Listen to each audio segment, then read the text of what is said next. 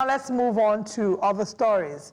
The Senate and the House of Representatives have requested that the economic team of the current administration of President Bola Tinubu take immediate action in allocating additional funds for capital projects, as this will be a significant means for the public to experience the impact of government. The federal administration came under fire from the National Assembly for implementing the 2024 capital budget, claiming that it was extremely low and that the situation was unacceptable. Well, the National Assembly said that there was a significant disparity between the amount of recurring expenditure and capital expenditure, as well as the low amount of funds released for capital projects for ministries, departments, and agencies in the ongoing 2024 budget. And let's also mention that the economic team, led by the Minister of Finance and Coordinating Minister of the Economy, Wale Edun, showed that the 2024 budget performance was 43%. With recurrent expenditure achieving 100%, while the capital budget only managed 25% performance. The Assembly highlighted a low level of funds released for capital projects for ministries, departments, and agencies in the 2024 budget that is ongoing. Now, joining us, we have Nameka Obiariri, who, of course, will be x-raying these issues, for us. Good morning, and thanks for joining us, sir. Thank you, Asare. Thank you for having me. Good to have you.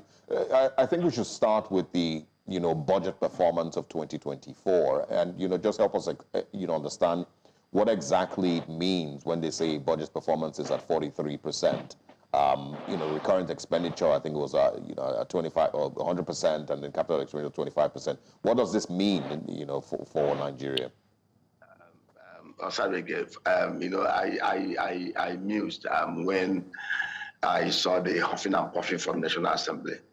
Forget all the huffing and puffing. There's nothing happening there. And you talked about budget performance, recurrent expenditure 100%, and then capital expenditure 23%. How much was even provided in the capital expenditure in the reasons of it? We play too much in this country. We joke too much in this land. When we decide to be serious in this country, we'll be very, very serious. Looking at our budget, how much was provided for capital expenditure? In the first instance, looking at the kind of capital infrastructure deficit we have in Nigeria, we have in this country an infrastructure development master plan that was put together with the support of the World Bank that stated it clearly that for us to be able to move Nigeria economy from the current world levels, the world fourth level to even the second economic level, second world economic level, we must at least invest $100 billion in capital investments annually over the next 30 years, $3 trillion. That was what that report, and that report went further to show sector by sector things that we need to do. Even at my personal level with my team, we've done a report on what we think can be done if we want to bring the Nigerian infrastructure deficit to the level where it will bring Nigeria even to the level of the second world economy. So how much did they even provide in 2023?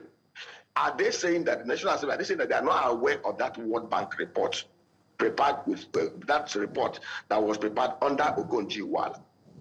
Are they not aware that for us to be able to fix the capital decay, the infrastructure decay in Nigeria, that we must have to invest $100 billion, both from the physical side and from non-physical side, using diverse PPP initiative? A serious National Assembly, that's what we should be discussing. There's a report. What is our immediate plan? What are our medium-term plan to ensure that we put in place the policy, the programs, the security architecture in Nigeria to be able to attract, both from the physical and non-physical side, capital investment of $100 billion.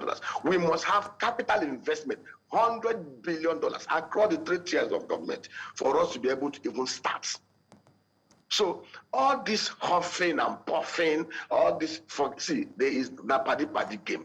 And I can bet you, if you look deeper, you discover that maybe it may be a case of, our committee was not allotted much. This one was not allotted much. And they just invited them to have hand-on-hand discussion. By next 2 or 3 days now, everything will be resolved. And we continue on the same trajectory.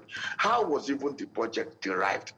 I will advise Nigerians, especially the media people, to take time to go through that budget. Not just at the federal level, but at the state and local government level. In some states, you will see clearly, in some states like Anambra in the southeast, they have provided 200 million naira to refurbish licensing offices in Abuja and in Lagos. That's a state today that is ravaged by insecurity. It is the same thing everywhere. You saw the other provisions for almost about 4 billion by Ministry of Works to do helipad. So the question is that is the same part of capital infrastructure that we're talking about. Nigeria today, we have so much terrible road network across Nigeria. Pakistan, that is at the same level with Nigeria demographically, has almost about 120 to 150,000 kilometer tarred road.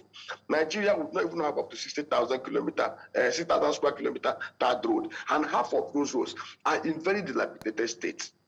We expect a country that has 17 million housing deficit, that would require about 600 trillion naira to fix. What are our plans to fix this?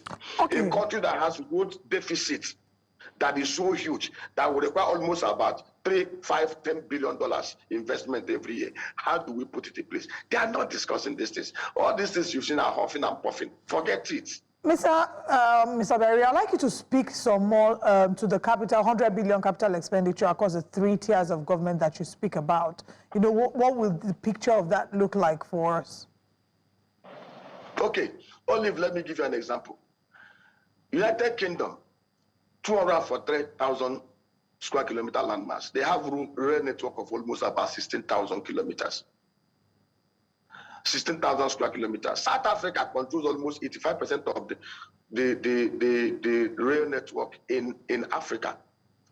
For Nigeria to be able to have rail network that provides critical infrastructure for transport and logistics, we must have at least 5,000 to 12,000 square kilometer rail network, standard gear rail network. I've always taken time within any time I come to enunciate the fact that the most lucrative rail network that we have today, rail route, Lagos, Shagamu, Ijebu-Ode, Ore, Asaba, Benin, Asaba, Onitsha, Owerri, to Port Harcourt, Seko Bakaba, Umuahia, Okigwe, Enugu, go back to Abakaleke, a part of Ebonyi State, then come back again, join Onitsha, and then to Asaba. It's 817 kilometers. It will take $5.2 billion to do. A serious government will focus on this, and it can be done in 4 years under a design, build, operate, and transfer scheme. 45 years. We have we've mapped it out. If we decide today we want to do $12 billion rail network in the next 5 to 10 years, only for Sadek, I can show you clearly how we can do this, where the monies will come from, how we can structure it under a 45. So let me tell you, that Lagos to Port Harcourt rail route that covers the southeast, south, and southwest will require, in fact, that traffic alone, that corridor alone, has almost about 200 million tons of cargo traffic per annum, 300 to 500 million passenger traffic per annum. It will catalyze massive infrastructure development across that corridor, including housing.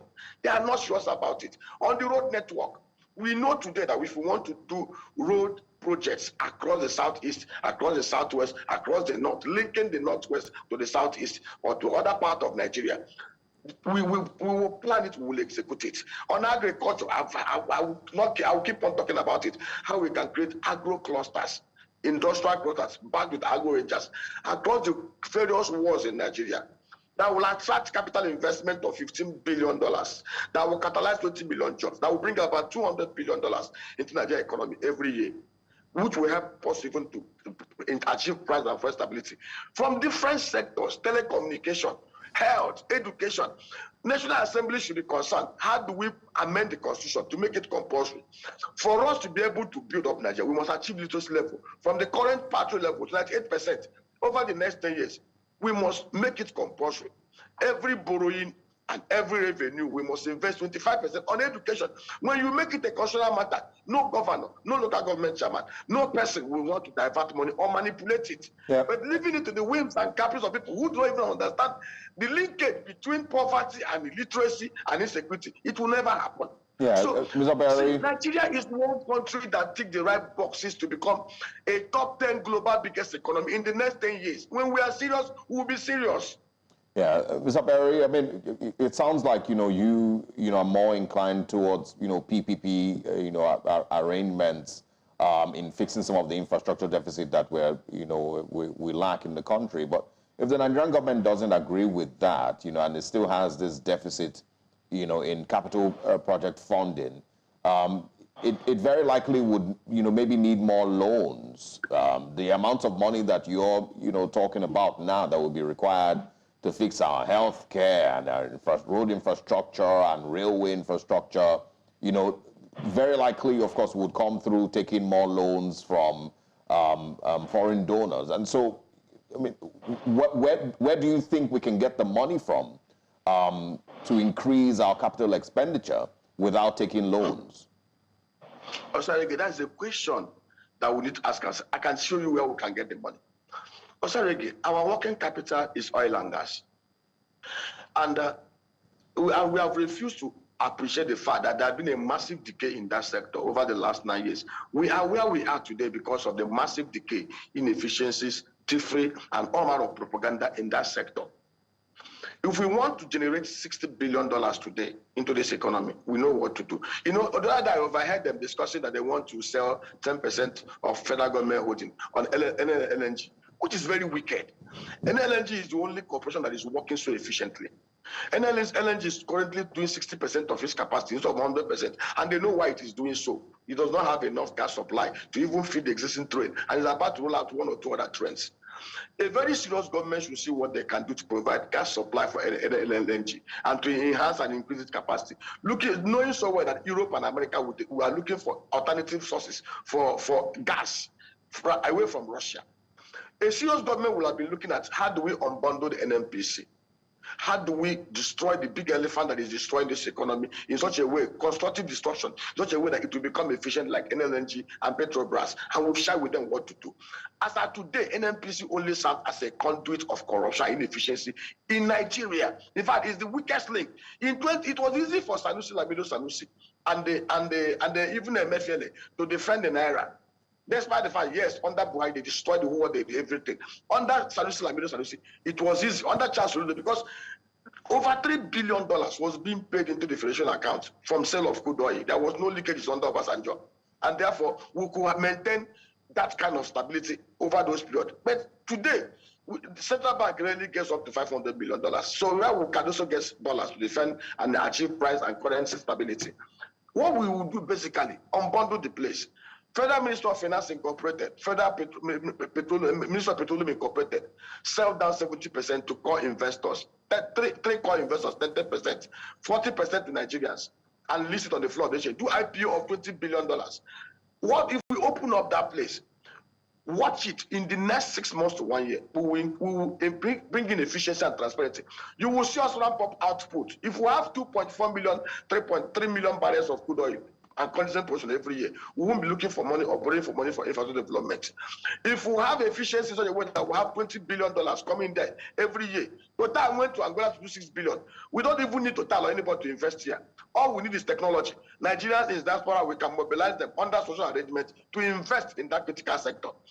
If we put in place security in Nigeria, I tell you of a truth, we can mobilize nothing less than $20 to $50 billion annually into the agro sector and the agro value chain, linking upstream to manufacturing. And we will create so much wealth and so much jobs in this land. The same thing applies in every sector. See, I sit down here, I feel like crying because I see a paradise being turned into hell and Hades by a bunch of incompetent human beings across the 3 tiers. These guys do not care. I tell you of a truth. If Michael Obara was to wake up again, like Jokonde and Sabon Bakwe, and you hand over this economy back to them, in 10 years, we will have a $1.52 trillion economy. What is lacking in Nigeria is the political will. What is lacking in Nigeria is the sincerity. What is lacking in Nigeria is the honesty. I'm sorry to use this word. 99% of the political class see political office and political position as a venue to just show up their stagnant economic life, to drink 40-year Glenfiddich, live frivolously and pervasively, and destroy the rest of them. It is so painful. A country that, there's no country like Nigeria, no country ever blessed by God like Nigeria. What is lacking is leadership. And most unfortunately, we don't even have the followership. A majority of Nigerians are so ignorant. They don't even know what good governance is. What is human development index? Life expectancy today in Nigeria is 54 years. In Singapore, it is 82 years. In 1967, Singapore life expectancy was 55 years. What did they do? They massively pursued education, massively pursued merit over mediocrity. Look at where Singapore is today. On education, you see where we are today. Literacy level is so low. On GDP per capita, Nigeria is one of the lowest. 197 Nigerians cannot even adequately feed without borrowing, without being humiliated. 197 million people. This is a country where in Singapore, 1 out of every 15 million persons is a dollar millionaire. We can today, if we decide today in the next 10 years, we will not have one single poor Nigerian. We can easily achieve it. So, I mean, from what you've described, and, the way that the 2025 budget has also been, put together, it's looking like, 2026 budget will pretty much be the same thing, and 2027. There would not be any significant improvement in capital infrastructure, in infrastructure generally, in Nigeria under the Bola Tinubu administration. Is that what you also expect, would happen? It's even beyond the Bola Tinubu administration. Across the 3 tiers of government. Take our time to look at. In fact, you know one thing that shocks me? Most of the governments in Nigeria across the 3 are investing so much on propaganda, are investing so much on social media lethality. There are 3 basic aspects when you want to measure good governance. You measure the living standard of the people, measured by poverty.